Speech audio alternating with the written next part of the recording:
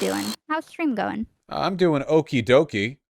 We're currently reading up about how ingrate Hispanic people don't like our woke white Latinx terminology. So we're Oh, engaging in that discourse. oh, well, I'll have to get a link from someone. Sounds interesting. So Um, what's on your mind today? so I haven't watched your entire video. I was going to finish it on stream right before, but got a little bit of a late start. But I forget what it was called. The most recent gender, something about an uncucked gender take. Right, yeah. You know what I mean. But I thought at least like the amount that I saw was, um, I think, uh, maybe being okay. I'm saying this kind of in the wrong order. There's been a lot of the discourse going on, and I've seen you be cited for some pretty um, yikes behavior. And Hmm. based on what I had seen, I don't believe that you and those people share the same takes. And since uh, some people were like, oh, well, if you don't like my take it up with Vaush. So I decided to take it up with you. The fact that I felt like if it were me, I would definitely want to know that someone was saying things in my name. So Yeah, I get the sort of if you take issue with what I'm saying, you take issue with what they're saying, sort of thing. Really quick, because being a chat's being annoying. Could you introduce yourself and pronouns and the whole spiel? oh, hi, I'm AikoRulz, and I go by she, they, and yeah, that's about it. All right, nailed it. All in one. Yeah. Okay. So what are these takes? I've seen a bit of it. I saw there was some clip you sent me, and it was Hans was agreeing with a person saying that xenogender people were doing some kind of trans treachery or something like that. I also heard there was a debate. Reason. Yeah, trans treason, and there was a debate between Hans and the leftist owl who I've talked to, and Oh, something like that. But I haven't seen the debate. oh, okay. Um, if you had happened to watch the intro, because it's his video, so it's what Hans thinks makes his takes look good. Mhm. Um, it's a very grandiose. I will never respect neo pronouns because of, I will stand up for the rights of trans people by never engaging and, so on and so forth. Do you mind if I Yeah, look at that real quick? If yeah, there's the intro is kind of indicative. One second. Okay, I have it up. Let me see. I think we might be I should probably pull it. miscommunicating a bit. I'll let you know when it's No, done. no. Hold on.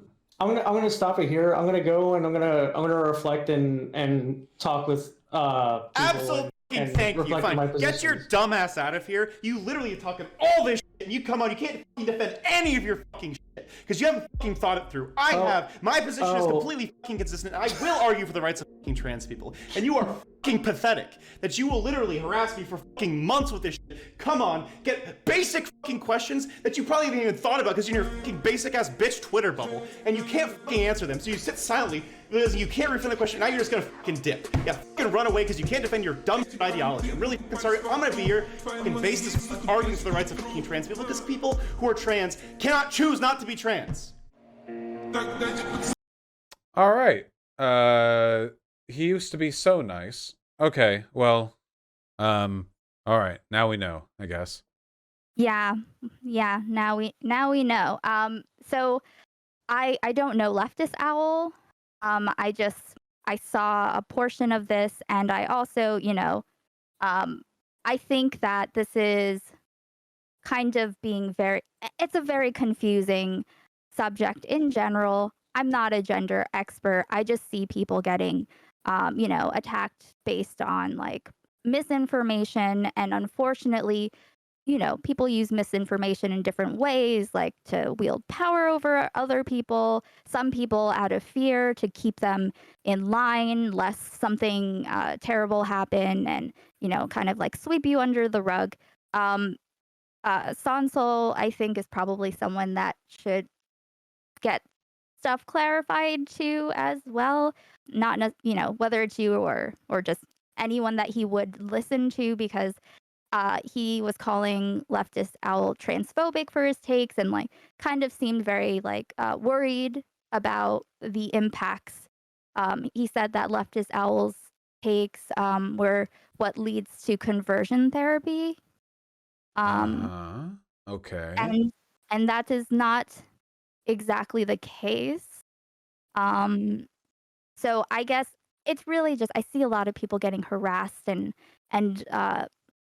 I think it's kind of like there's a gender trinary going on now, and people acknowledge that their non-binary isn't just like one singular like monolith, but at the same time they'll still say it.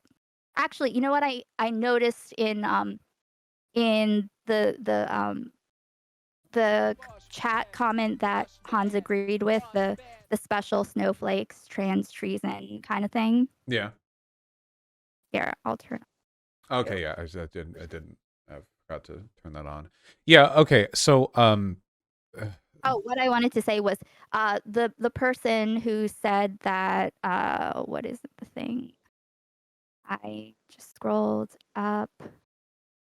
I'll read the tweet. It was okay, so Hans agreed with this 100% right. Xenogenders are special snowflakes engaging in unintentional trans treason. There's no reason to go beyond male, female /NB. And I noticed that they use male and female and non-binary, and which is kind of like revealing to me. So what do you think? I think it's kind of really stupid, because non-binary is an umbrella term. It's not a specific. Non-binary just means you're not in the binary, right? I mean, there's no incompatibility between non-binary as a concept and any xenogender. There's no discord between those ideas. I think the little bit that I saw, the idea trans people can't choose to be trans, that's kind of an odd one to me, because it reminds me a little bit of a lot of arguments that took place in the gay community, where there are people who argue that gay people can't help the way they are, and there are people who argue that sexuality is really complicated, and that to an extent you do have some agency over your lifestyle and your attractions, which I think I lean more towards. I think it kind of misses the point ultimately, because even if you make the argument that there's some degree of agency in what your sexuality or your gender identity or whatever else is, that doesn't validate the concept of conversion therapy. Conversion therapy isn't bad because it doesn't work. It's bad because it's torture. Even if conversion therapy worked perfectly, which it doesn't, Right. it would remain torture. That's the issue with it, you know? Yeah, absolutely. It's like another part of, and I mean it's short, so I think it's worth not necessarily watching on stream, but just getting like a sense of the mindset, the disconnect, at least within like someone, as an example, like Hans, the idea that because something is a choice, you don't have to respect it. That's another thing that he says. If it is a choice, why should I respect you? Which is also a strange argument, because then, I mean, I've decided that I don't need to respect Hans's name. So, I mean, now his name is It's a transmedicalist argument to an extent, right? Harry. The idea that the legitimacy of trans people is rooted not in any kind of like ideological respect for who they are, but rather you think of them as a sort of, victims of medical circumstance. Like they're legitimized through the pain they feel, sure, but it's only really because they're suffering, and we should be sympathetic to that.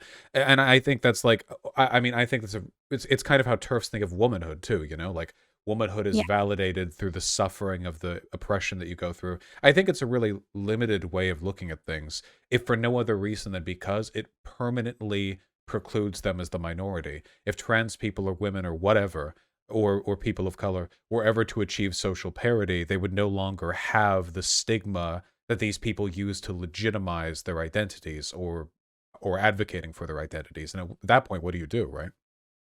I I was also I was thinking that I feel like people don't there's a lot of concern about like, well, like what about the optics of this if we let people behave this way or that way? Um I feel for me, I don't know about a lot, but what really bothers me is when um people tell strangers that they have to like wait till the next generation to be free or something like that when there's no actual harm. It's like hold on, you're too weird. You're too weird. You stay back there. Don't let the normie see you. Like I how am I going to and this is a conversation I actually had with Sansol where I was trying to explain like it's great. You advocate for the rights of people, speak to the people that are your audience or the people around you. That's cool. But don't tell, the person, don't tell trans people like what their limits are.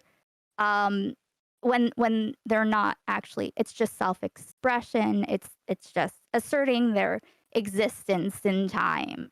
Um I think it's like, oh, well, in case you have kids, your kids can maybe be free to express themselves and so on and so forth. But yeah.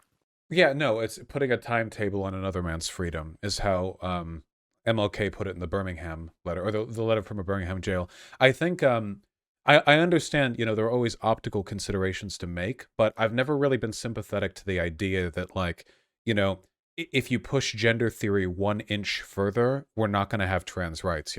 I've just never seen that argument where the thing is, like, you can talk about neopronouns or xenogender or whatever, but these things don't involve any, like, systemic push. Like, there isn't some additional set of policy prescriptions that the more woke, xenogender-loving trans people are really going for. At least not that I've really noticed with any real, like, push behind it. It's just kind of like a esoteric element of self-expression people engage in. So when people are like, okay, well, if you go this far, how are we going to argue with the conservatives? The conservatives weren't listening to us anyway. I've been doing this for years, and I've been seeing them do it for years before. They weren't listening to us before people took neopronouns seriously. At no point in this conversation have they been like, oh, okay, I get that, as long as you don't go any further. So Yeah. So true. I just don't know how that works, really. Actually, because I grew up in like fundamentalist evangelical Christianity. And so I see the reflection of the same conservative arguments against people's rights coming from both sides of the pro and anti rights, like people that are being debated and the people who are debating against them. And it's I think it's very disconnected from actual real life. Like Sansol basically said that he needs to be able to make the most perfect argument to the people who don't want rights for trans people. And that's really not how it works because that's not their motivation, and there's no reason for them to ever change their minds. And so if something, just let people do the thing that makes them. I don't know what I completely have lost my train of thought. Well, you can construct an argument which is unassailable from the right, but very open to attack from the left really easily, right? So, for example, back in the slave days, maybe the conservative argument could have been, or at least conservative abolitionist argument, it could have been, okay, we should free the slaves, but like, they're still not like white people, we should keep, like, obviously they're not the same, we should still limit their social facilities and so on and so forth. Now, that argument would have been, I imagine, quite a bit more convincing to the slaveholders than a radically libertarian abolitionist saying, that actually we're all equal, so on and so forth. But that doesn't make it a better argument. In fact, it creates problems down the line. This is kind of a failure of Reconstruction. We didn't go far enough after the Civil War. The fact that we were willing to put freedom on a timetable and say, okay, well, we'll have freedom for black people, but only up to about yay far. After that, it's separate but equal in Jim Crow laws. We essentially created a following century of segregation because we were unwilling to commit to the premise to begin with. Now, maybe we couldn't have had full equality day one, but we certainly didn't need 100 years of Jim Crow. And with the trans thing, like, we need to get our arguments sorted right now. And the fact of the matter is, I don't think the idea that non-binary is a third gender and trans people can't choose to be trans is a sustainable or effective long-term strategy of validating people outside traditional gender norms. We need something a bit more holistic than that. And the best solution that I can really think of is to acknowledge the fundamental absurdity of gender, respect people as they come, you know, and adopt sort of long-term prescriptive arguments in favor of gender's abolition, or at the very least, the abolishment of gender roles, you know? Exactly. The I need to just write down the thought. You keep triggering thoughts in my mind as you speak, and then I need to just write them down. What I was thinking is, basically, I get a lot of, oh, well, what about, like, what about the attack helicopter thing? Like, you're becoming the thing, like, becoming the straw man. I saw, it's stuck with me ever since I saw Riley say towards Joe a good amount of months ago, like, don't become the straw man. And it's okay, well, do you believe the straw man? Is it a straw man, or do you actually think that there are some specific people that we need to look out for within a group of other people because they're shady, they may or may not be degenerate, you know, like that kind of thing.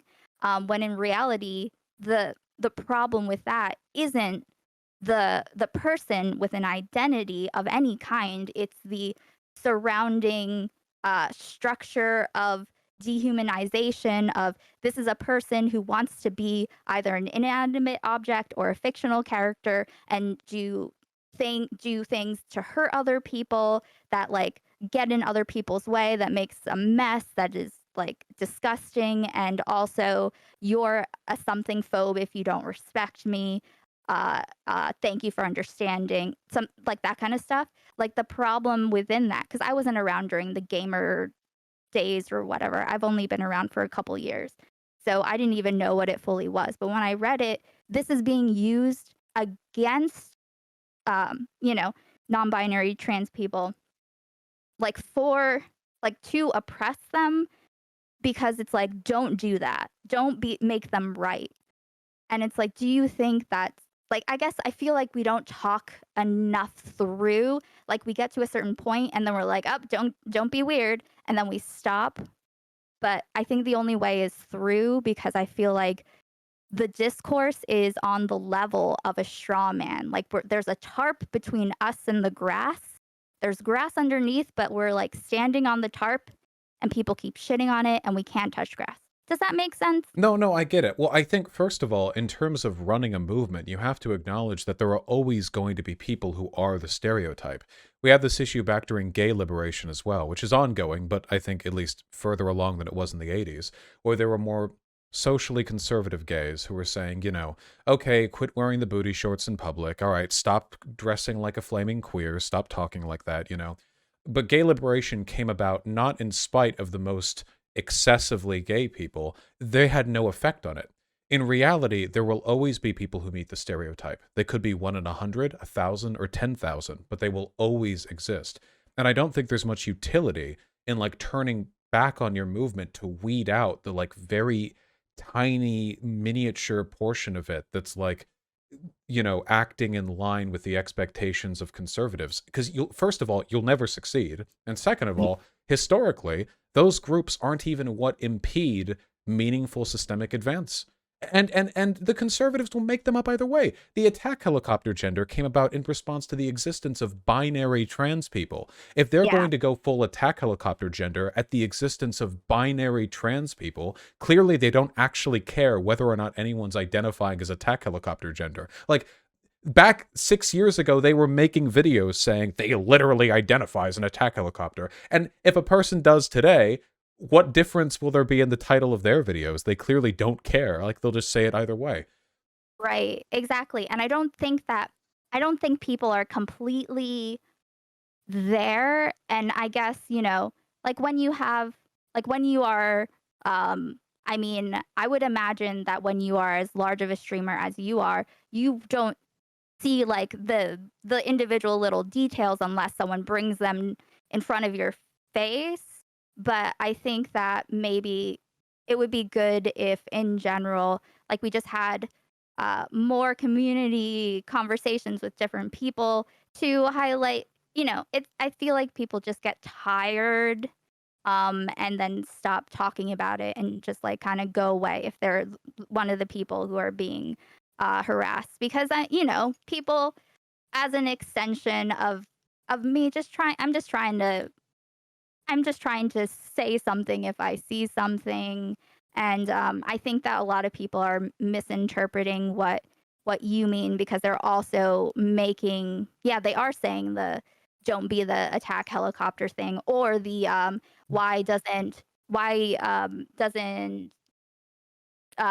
transracial work how can you say that are you saying that a trans turtle identity is the same as being a trans woman and it's like not a matter of being valid, it's just there's a lived experience and there's no lived turtle identity experience, so we just have to protect people in proportion of like, hey, is someone is someone giving someone problems that result in them not being treated equally? Okay, well let's focus on that because obviously like um trans people in general are very much in danger.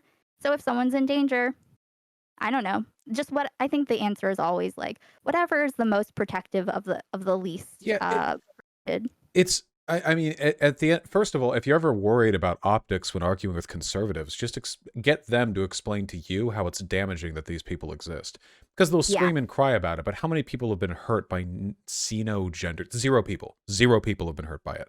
Absolutely nobody. Like, Yeah. imagine making that your issue. Like, we spend Yeah. trillions of dollars in the military. The Pentagon has trillions that just vanish into thin air when they're when their accounts are looked through. This, that, or the other, people dying, starvation, hunger. It's like, oh, well, somebody identifies the turtle. Prescriptively, I think that the term gender makes the most sense when we're using it to refer to a set of roles or identities relating to one's sex. So you have man, woman, in the West at least. You have non-binary identities and kind of a lot of expression under that. And that for other stuff, like let's say turtle gender, okay? I don't have an issue with people identifying sort of conceptually with the idea of an animal or with an object. We do this with tons of stuff. First of all, people have nicknames. This goes back centuries. Plenty of people in the military will have nicknames that directly refer to an animal or an object that they feel is in some way representative of their character. And a lot of people take their nicknames seriously. It's not just some errant secondary way of referring to them. There's some meaningful relationship. Historically, you've got figures, called dragons, wolves, lions, because it was, indicative of strength or courage. And we have people who, like, we call people like tanks sometimes if they're really big. Bear Mm. as a term has been incorporated into the gay community as a way of defining an entire subset of like people's body types. This is all over the place, right? So that already exists. If people want to call that like a gender, like, oh, I'm bear gender because they're like big and burly or whatever, or if they identify with that as a concept, I think that's maybe a bit semantically odd using the term gender there, but I don't think it's harmful, and I don't think it's disruptive to our broader gender theory. I don't think it hurts trans people, certainly. Think that following it's also hard because I mean poor like I said, I don't know him, but poor leftist owl just trying to say something instead just getting of you hate trans people, you are actively damaging them and so on. And I see a lot of actually I see a lot of trans people as well get you are damaging the movement, you are harmful for the movement of your own rights. And I mean, I feel like people should be able to advocate for themselves however they see fit, as long as it's not out of the bounds of anyone else's rights. Like it's just I think that like where are the artists? Are there any artists out there? Does anyone like isn't like I don't like couldn't gender be like if we were free, couldn't gender just be art? And you know what I mean? Like some people are more expressive than others, just let people exist. And yeah, and if people care, then I don't know. Just do the best you can with what's in front of you. I'm gonna start talking to more people, especially like non-binary, trans people. Like I'm gonna talk to Lumi, and I think that I think that people are just it's the moral panic stuff. They don't see the connection between like, oh, this is like where this is the foundation for where the bathroom bill comes from, or like the oh, like the bad ones over there. Like what if you're over there and what if you're getting off for some reason? I don't know. The thing that I guess the thing that bugs me is that this whole you're hurting trans rights with this esoteric gender theory nonsense is exactly what people like Blair White said about non-binary people, Yeah. Nowadays, the left has pretty much accepted non-binary people under the umbrella of like acceptable, like, hegemonically defensible trans identities. But for a while, that was kind of not on the shelf. Trans medicalism was a lot more popular, I think, 15 years ago, even 10 years ago, before people's understandings of these ideas evolved. That's how you used to defend trans people all the time. It was like, well, it's a mental condition and they're female brain, male body, blah, blah. And now that's not as common anymore. And I think that's wonderful. And we haven't suffered for it. We've gotten stronger because before we were only able to advocate for trans people on the defense. Oh, they're like this because of a defect in their brain. Oh, it's a condition, But now we can take the offense. We challenge the conservative. Explain to me, how exactly is what I'm saying not the case? Tell me how I'm wrong. And that's the conversation they don't want to have. It's easy for them to rely on contempt, make fun of the trans person. Oh, you don't look normal. Oh, you're not normal. That's their preferred territory. But when you challenge them to come up with a better theory, come to my house, show me how it's supposed to be done, they falter. And I think you keep up the offense, right? The naysay, like it's very easy to just be like, nope. Which is what a lot of when you talk to a lot of conservatives, they're just like, yeah, no, you're wrong because I said so, or because because God said so, or because theory says so, or because Merriam-Webster dictionary definition says so, or which is kind of ironic because literally, I mean, isn't the dictionary kind of the last thing to get updated? The concept. I think like it's And it has the singular they is in the dictionary. The idea of trans people is in the dictionary. A lot of things they don't accept are already in the dictionary. And you're right, dictionaries don't get updated really, really quickly. It tends to take some time for a word to be normalized before it gets introduced, And then you have the sciences, medical science, psychiatric science. It's on our side as well. So I guess my only concern would be that I worry there are people who call themselves progressive, like Hans, who I do think is a progressive, but they're affecting progressivism through the metric adopted by reactionaries, where the progressivism that they have is not a positive or affirmative one of carving out space for, disadvantaged or oppressed people to exist, but rather a defensive one where they're attacking people in their own movement who they think are going to give the conservatives a bad image of us. They're going to give the transes a bad name. And this historically is always a losing position. Every time, always. This never works. It always loses. It's always bad. We shouldn't do it. It's interesting because it's like I don't know. I don't know anything about the Sigma male shit, but I've heard something about breaking frame. I might be misusing this, but the way I think, like, you have to roll it out with confidence. You have to be like, oh, no, this is what it is. Because in fact, I mean, having dated a whole bunch, if you act like something is weird, if you are hesitant, if you're like, then people will think that it's weird. If you do something weird very confidently, people will go along with it because they'll think that they're the weird ones or something like that. They lose the a lot of it is within, like, I think, like, you have to be like, are we right? Are we correct that people are owed uh, equality? Like, we're owed, it's a part of the social contract by having to adhere to laws, by having to, be a part of all of it. We like it's presently not happening, so it doesn't matter how people feel about it. It just is what it is. If you don't like it, then just go look at something else. Go watch TV. I don't know. So, yeah, I think I don't know. I think that like maybe No, I completely agree. Yeah, at the end of the day, if they're not hurting anyone, look, there are always going to be people that are inscrutable to me or that I find confusing. I'm defending this in the abstract, okay? I'm a cis male, all right? I identify as pansexual, and I'll probably keep that label until I die. I don't understand people, some of these other kin, or like they identify as this, that. I'll probably never do this, whatever. But we should live in a world where people have a right to do all of this, as almost like fundamentally, like borderline axiomatically, if you're not hurting anyone, you have a right to be, going on about it. And I don't think they deserve rejection or exclusion, and I don't think they deserve contempt or mockery either. If people want to do that stuff, I play video games. What right do I have? People, oh, you play video games all day, you sit at home.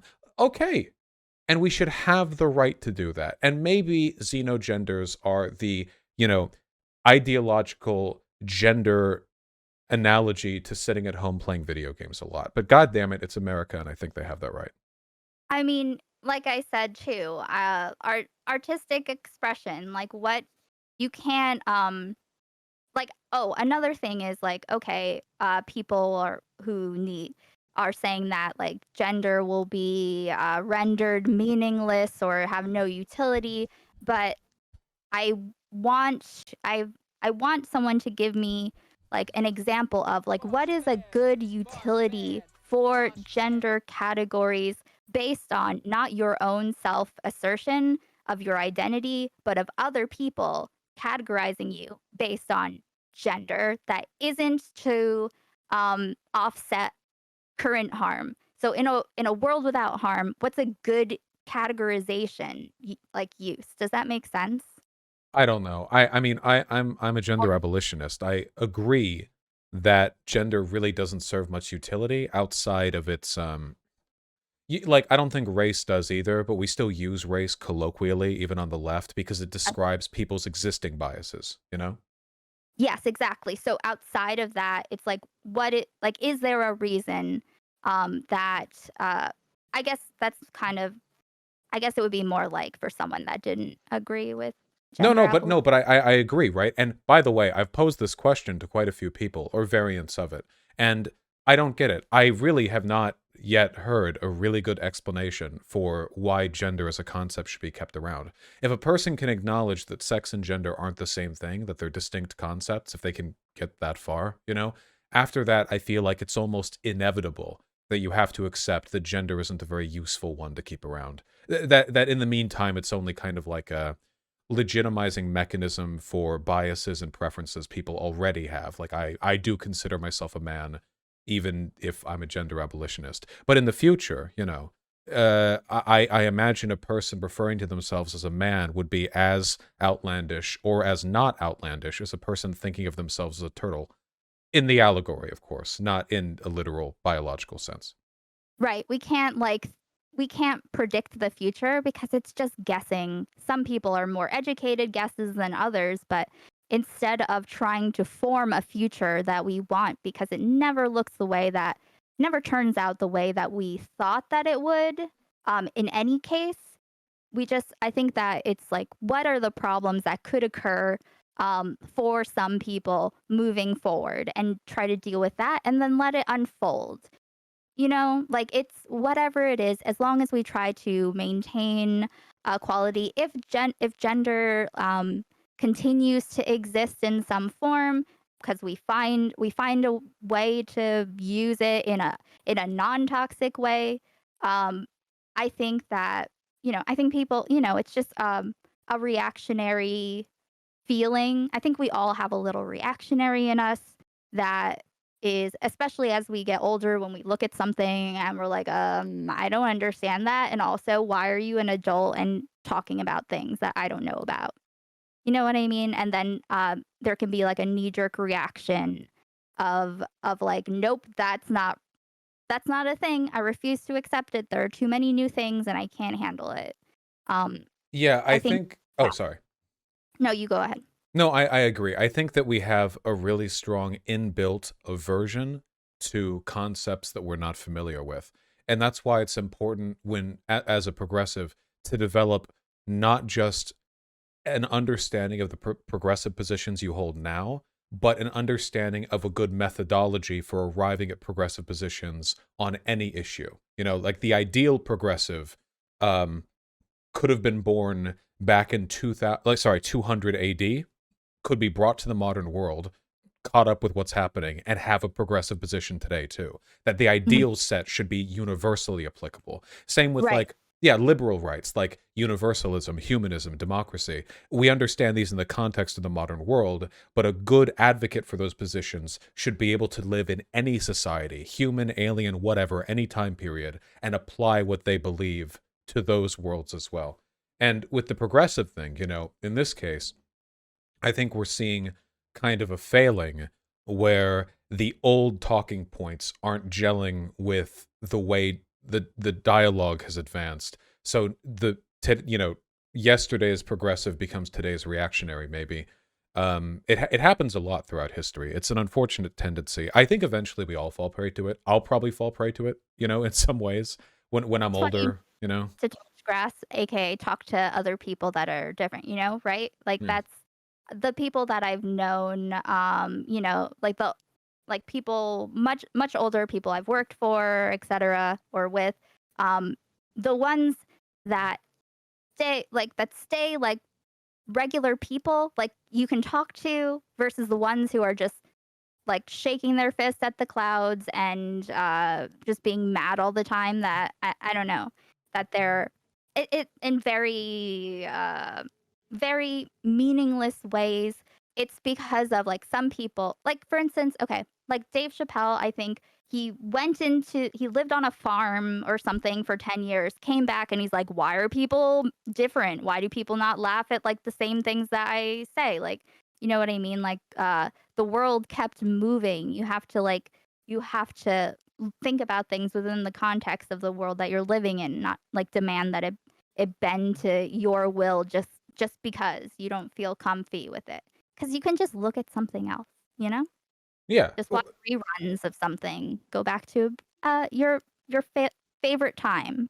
And often I think the discomfort is an understanding that the new progressive talking points not only invalidate your old progressive talking points, but they also make you, in retrospect, more of a reactionary than you may have been comfortable with.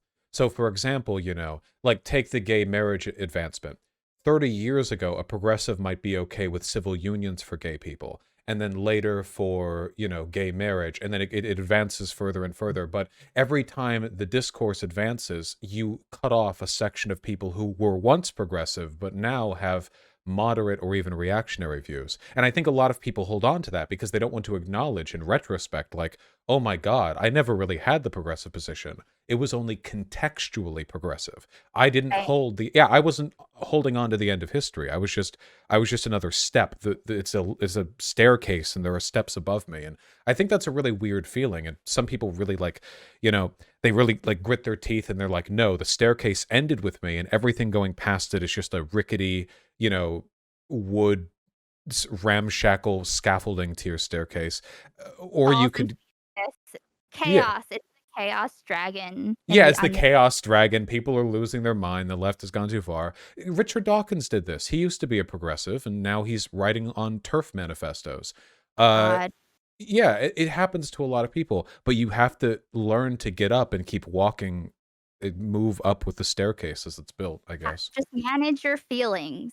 Just stop, like, maybe don't say something right away. Just think, like, I have a lot of feelings. I've always had a lot of feelings, so I try to feel them initially and then just put them to the side and think about why I feel that way, and if it's because of what the thing is, or if it's my relationship to it, or what proportion, and so on. And at the end of the day, is it even my business? Does my opinion, like, within, I appreciate my opinion. Some people do, but overall, I can't expect people to have to value my opinion more than anyone else's. I can't impose values on other people, but I will be like, "No, you're wrong because you're doing a thing," to another person, and that's not your business. So move, you know? Yeah, no, I completely get it. Oh, I'm glad we agree on this. I'm happy you messaged to talk. I I'm sorry that I sort of rapidly asked to talk today instead of yesterday because my scheduling changed a little bit. That's totally fine. It was totally fine. Yeah. Was there any other dastardly misappropriation of my talking points? Oh, there are Use that so you're many. aware of? Oh, oh There's God. so many. But I'll definitely, I'll probably, I'll DM you some thoughts, and then if you have any like thought, you want to talk about any of them, or if something occurs to me, I think that, for me personally, I'm not trying to change anyone's mind. I'm not trying to cancel people ever, because there's no such thing. I think that it's like there's like criticism, and then there's harassment. There are people that are attacking you maliciously, and then there are some, the actual criticism gets lost in all of that. And then, I don't know, I don't really look at Twitter, but I see people leave it and they're very angry, and they're kind of yelling at people that aren't there anymore. Like, they're yelling at their chat, and they're like as if the people they're arguing with on Twitter are actually going to be there and listening. And I'm always confused. But yeah, so I think that yeah, it's a mess. I just want people to have information and be accurate. Like, you don't have to like someone, you don't have to, you can like shitty people. You can even like Bad Bunny if you want, I guess. Like, even though I'm worried about the cults, I'm very worried about this weird cult of like of loyalty she's demanding, but that's an entire other thing, and that's just, me talking shit. Um Yeah, she's got a lot going on.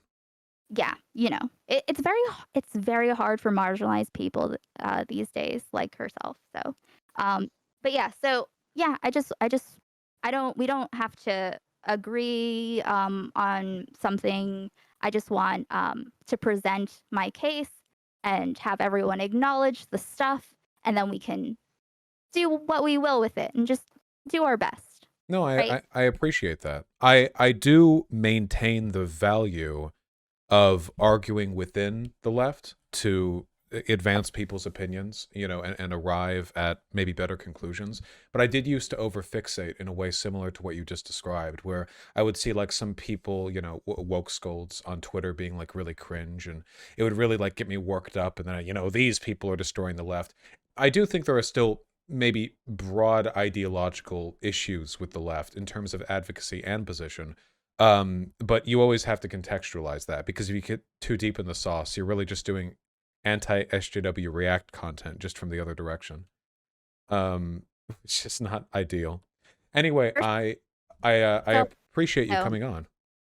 no, thank you so much for the talk. I appreciate it. And if I think of some other, I mean, when I think of some other people that are saying they have your positions that are very yikes, um, I'll let you know.